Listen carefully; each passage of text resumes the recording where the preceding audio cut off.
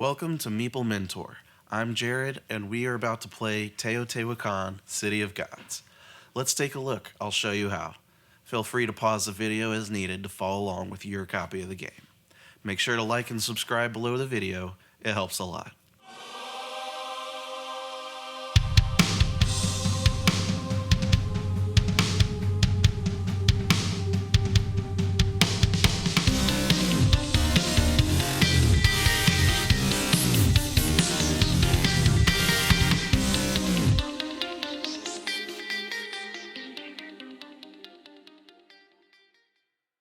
So it's the pre-Columbian period in Mesoamerica. Each player takes the role of builders of Teotihuacan, the Pyramid of the Sun in Mexico. Each player controls their own color workers, which are represented by six-sided dice. The number of the dice shows their power level. Instead of being a worker placement game, it's a worker movement game. Players can move one of their workers to a new action space on the board going clockwise up to 3 spaces away. There are 8 action spaces around the board that allow you to do various things, all with the goal of earning the most points before either the pyramid is fully built or 3 eclipses have happened. Points can be earned by building and decorating the temple, gaining favor of 3 gods in the temples, collecting masks, and advancing up the Avenue of the Dead track. Lay the board out in the middle of the table. Place the white and black calendar discs on the calendar track. The white one starts here, and the black eclipse disc on the space depending on players, starting here for 4 players, 3 players, or 2 players. Each player should select a color and take all the pieces of that color. Place each player's 4th die on the Ascension wheel bonus area, showing a 3. Each player has a player color token that sits in front of them to remind them which color they are. Each player has colored discs to keep track of their positions on the pyramid, Avenue of the Dead, and Temple God tracks. Each player should place one of these discs on the victory point track at 0. You'll move this disc every time you earn victory points. Each player should put one of their discs in these spots as shown: the blue temple, the red temple, and green temple, one on the pyramid track, and one on the Avenue of the Dead track. 6 discs will be left over. You can use these action boards to randomize the action space layout, but for the first game, I recommend you not worry about it and use the spaces as printed on the board. These are decoration tiles. Place 4 randomly in these spots on the board, and stack the rest face down here. Separate these royal tiles by letters A, B, and C. Randomly place one from each category face up onto these spots on the board. Since it will be random which tiles will be in your game, make sure to review the appendix in the rulebook on page 12 to find out what these do. Feel free to pause the video here. Shuffle the starting tiles and deal out 4 to each player. Leave the rest aside face down for randomizing neutral player workers' starting spaces. Shuffle the technology tiles and randomly select 6 to go into these spots. They must be laid out from left to right, top to bottom, based on the number order of the tiles. For a detailed description of what each of them do, since your game will have randomized tiles, flip to the rulebook on page 12 for clarifications. Shuffle all the discovery tiles. Place 1 random tile face up across these action spaces. Then on the temple tracks, place a number of tiles on these spots depending on player count. The first number is for 2 players, then 3, then 4 players.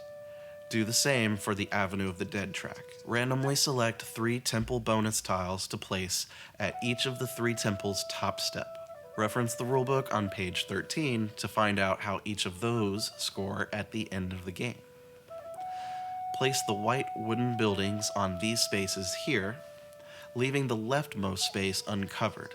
Shuffle all the pyramid tiles and place 3 face up here on the construction action board. Depending on player count, randomly place tiles face up on the pyramid area to start the game. The rulebook shows how to lay out the tiles. These squares are covered for a 2-player game, and this is the starting setup for a 3-player game. And this is the setup arrangement for a 4-player game. Create supply piles beside the board for gold, stone, wood, and cocoa. The resources are intended to be unlimited, so if needed, you may use a multiplier tile. Randomly determine a first player. Give them the first player token and give them 1 cocoa. Give the player sitting to the right of that first player 3 cocoa, and all other players should get 2 cocoa.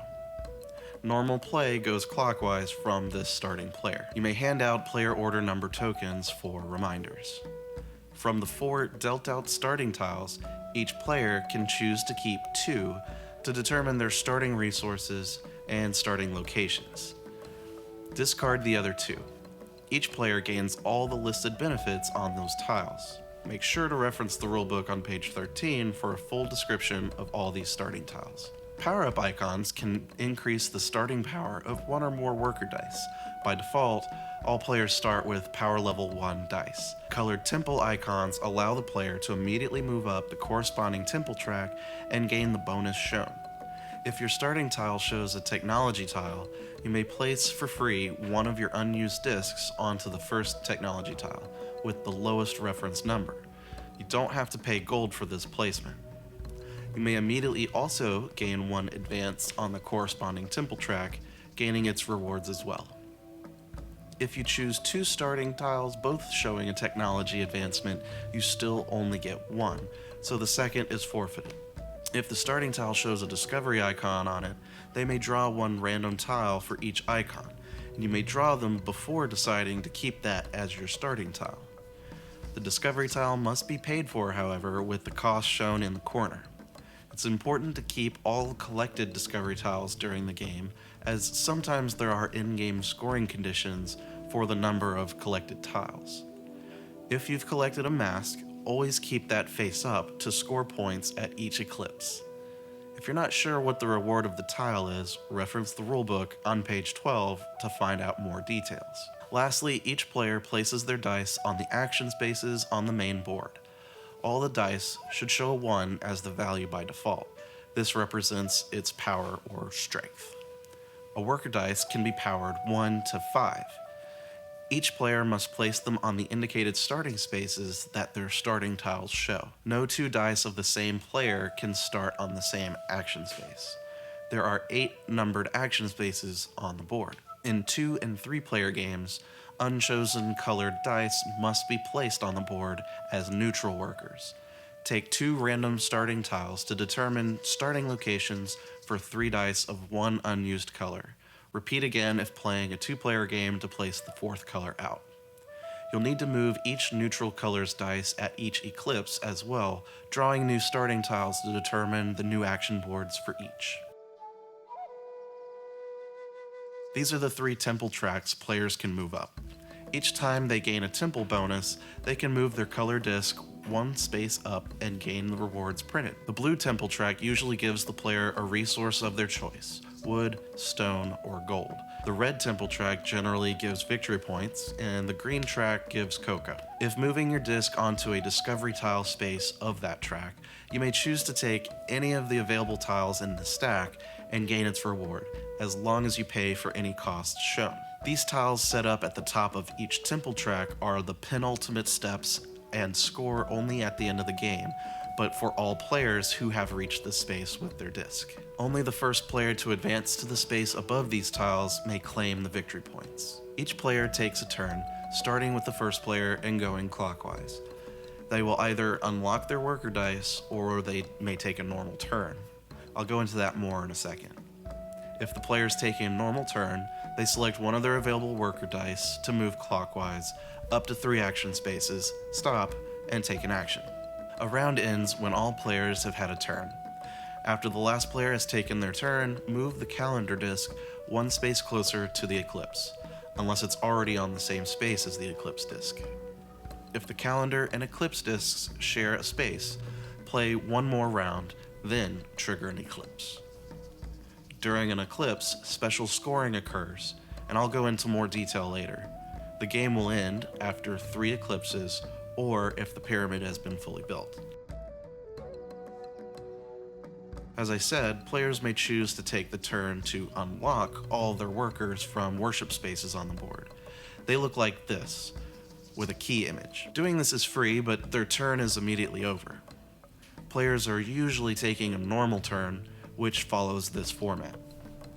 Move one of your workers, choose your action, pay the cocoa cost if there is one, resolve the action, power up the workers, receive technology benefits, and end the turn.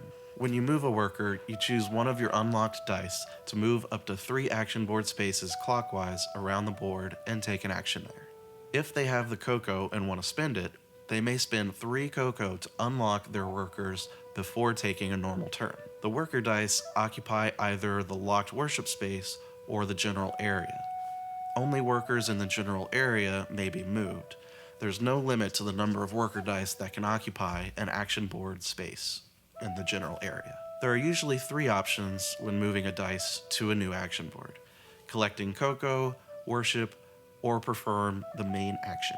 To collect cocoa, the player takes cocoa from the supply equal to 1 plus the number of different colored dice that were there before their worker moved. To take the worship action, the worship space must be empty. You'll see that the palace board has 3 worship spaces to choose from. These royal tiles were randomized during the setup of the game. If you haven't yet, I recommend you pause here and check the rulebook to see what the tiles in your game specifically do. The appendix is on page 12 for these. If you want to take the space, but it's already occupied by another player's worker, you can pay 1 cocoa to the supply to unlock their worker and take its spot. The unlocked worker just slides over to the general area for use later. You can't pay 1 cocoa to unlock your own worker like this. So, you've placed your worker in the locked worship space. Now you can either take the temple advancement for the temple shown, or you can claim the discovery tile available. If you buy the discovery tile, you must pay any resources shown on it as the cost. You may choose to take both the temple bonus and the discovery tile by paying 1 cocoa to the supply. Anytime someone takes a discovery tile, replace it with a new random one from the supply.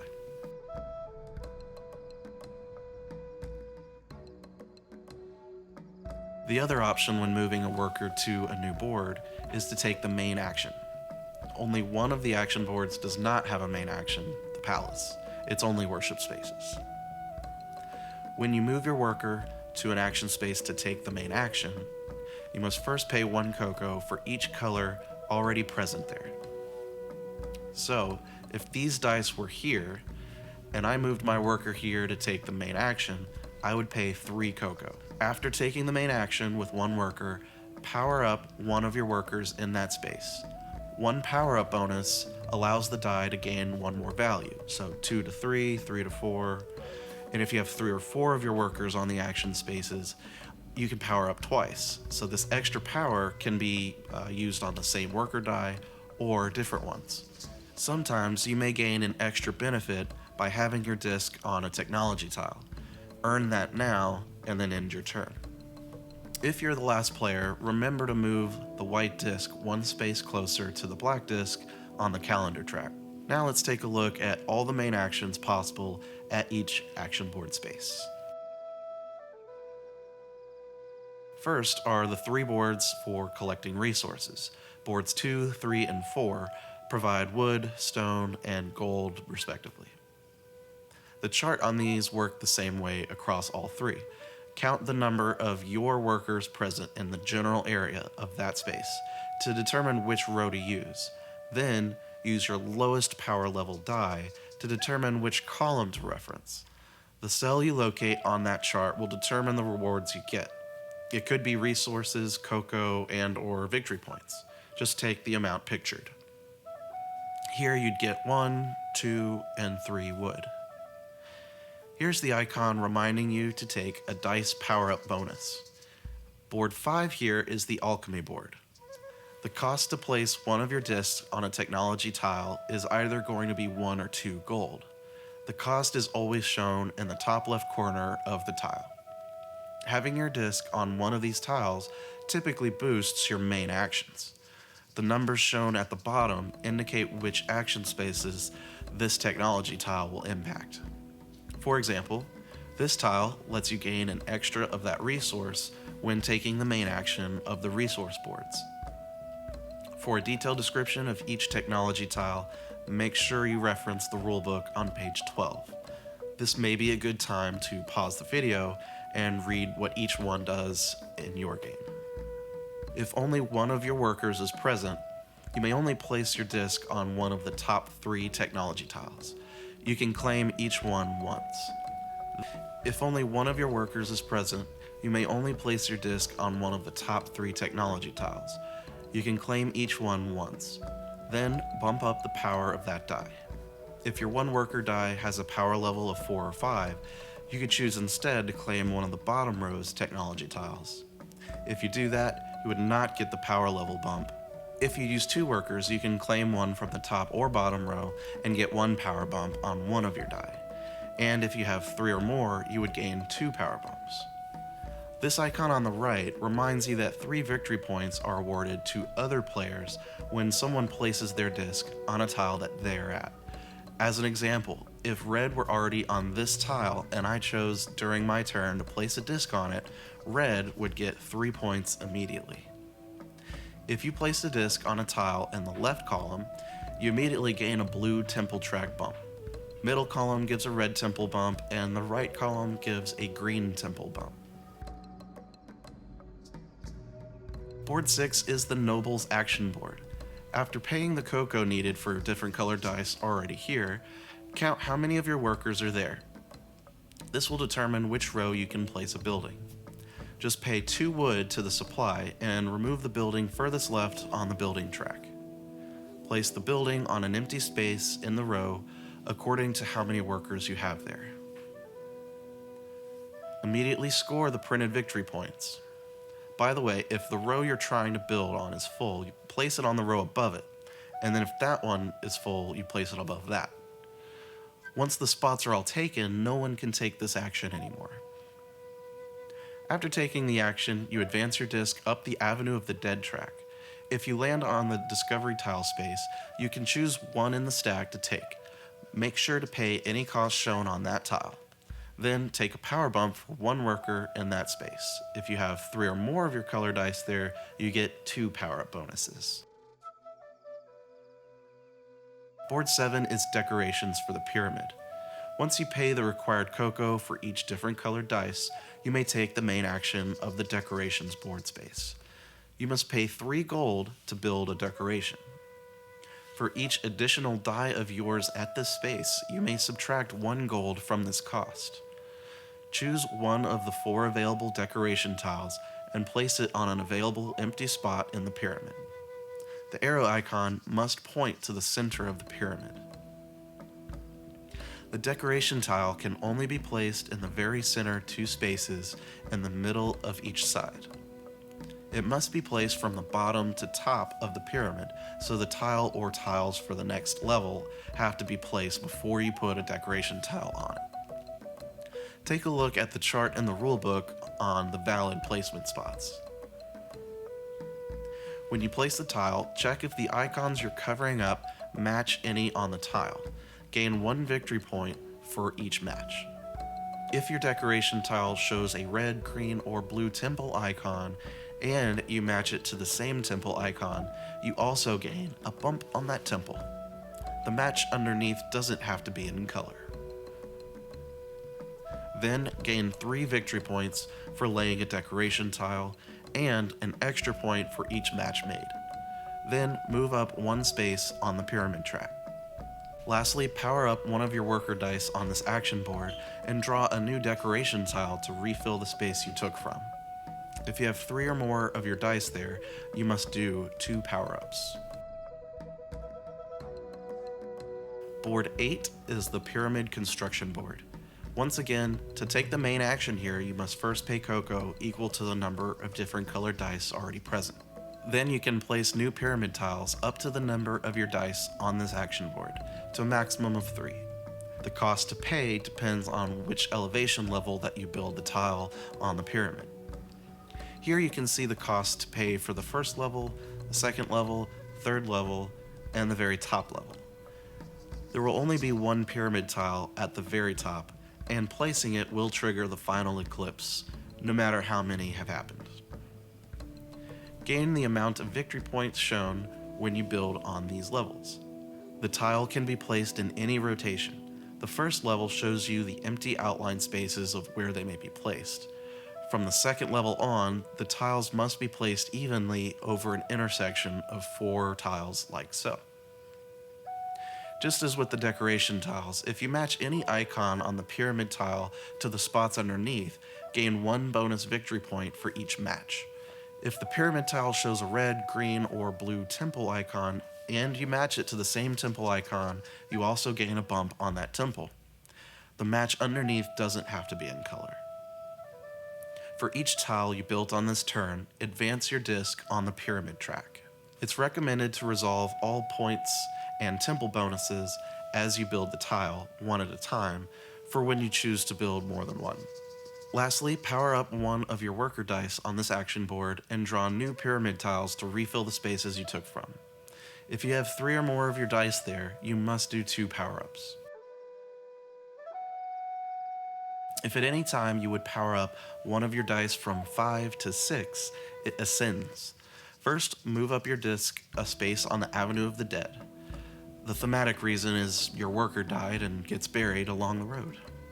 Next, place the newly ascended worker die onto the Palace action board as a power level 1. Advance the light disc on the calendar track by 1 and possibly trigger an eclipse. If that happens, wait until you finish your turn to resolve it. Lastly, take a look at the Ascension rewards wheel shown here. You may choose one of these bonuses to take. This one gives you 5 victory points, this one gives you 5 cocoa, this one lets you advance 1 step on one of the temples, this one lets you take 2 temple advances if you pay 3 cocoa. The temple bumps could be on the same track or different ones, it's your choice. This bonus shows that you may take your 4th worker that was placed here during the setup of the game. It comes into play as a power 3 on the Palace action board. In addition, you get to collect 2 cocoa.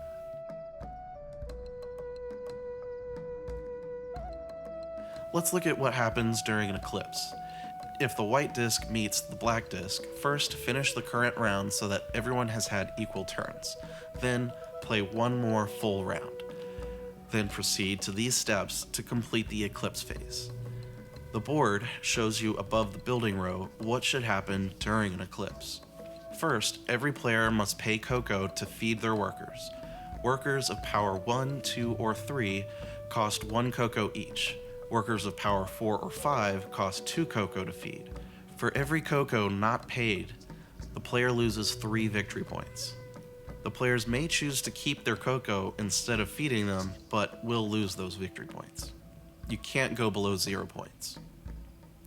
Next, each player scores victory points for the step number they are on the Avenue of the Dead. To do that, multiply their step number by the lowest visible number on the building track shown here. Whoever is furthest ahead on the pyramid track scores 4 victory points. If there's a tie, they each score 4 points. Then, each player scores points for the step they've reached on the pyramid track. During the first eclipse of the game, multiply their pyramid level by 4. For the second eclipse, multiply it by 3, and for the third eclipse, multiply by 2. After doing this, move all players' discs back to the starting position on the pyramid track. If any players have masks, shown on those collected decoration tiles, they score those by sets. To do this, just organize your masks into sets of different masks. Each set will score according to this chart. So if you had 4 different masks, they would score you 10 victory points. Don't discard the mask as they can score you points during each eclipse. If this is the first or second eclipse, you must now reset the calendar track by moving the white disc back to its starting position and move the black disc 1 space closer, which will make the game progressively shorter. If playing with 2 or 3 players, you'll have to draw 2 new starting tiles per neutral player to determine those new random action space locations on the board to place each of those neutral color workers' dice. This will need to happen after each eclipse. Then start the next round with the first player taking their next turn. If this eclipse was the third eclipse, or if during this round the final pyramid tile had been laid, proceed to final scoring after normal eclipse scoring. Now that we're at the end of the game, if any player or players reached the temple bonus tile spaces on the temple tracks, they may score those. For example, this tile will score the player 2 victory points for each non-mask discovery tile they collected during the game. These are the final points to score in the game, so after this, the game is over. The player with the most victory points is the winner. In case of a tie, the tied player with the most cocoa wins. If still a tie, lowest turn order position breaks the tie. Some things I didn't go into exhaustive detail would be the specific bonuses earned on discovery tiles, the starting tiles, royal tiles, technology tiles, and their bonuses, scoring the temple bonus tiles. So I recommend you look at the rulebook on page 12 to 13 for those details. Check BoardGameGeek.com for FAQs and extra content. I'll also check the comments to help with questions. Check the video description for links to Big Viking mats, Board Game Geek, Top Shelf Gamer for token upgrades, and SleeveKings.com for a 10% off coupon on card sleeves. Thanks for watching. Like and subscribe if you found this teaching helpful. Stick around to watch another Learn to Play video. See you next time.